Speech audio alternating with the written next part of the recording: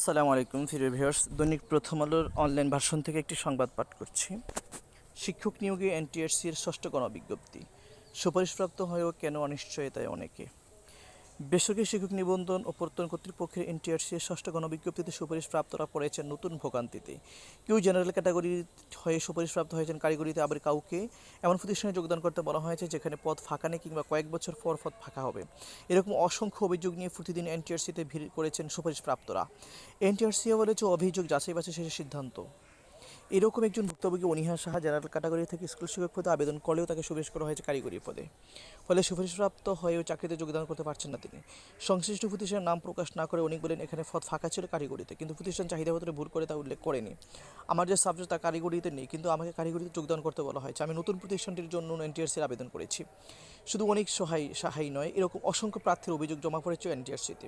ঠিক কতগুলো অভিযোগ জমা পড়েছে তা জানতে পারিনি এনটিআরসি। তবে ভুক্তভোগীদের ভাষ্য 2 শতাধিক প্রার্থী ভুল প্রতিষ্ঠান বা ভুল বিষয়ে সুপারিশের কারণে যোগদান করতে পারছেন না। ধন্যবাদ।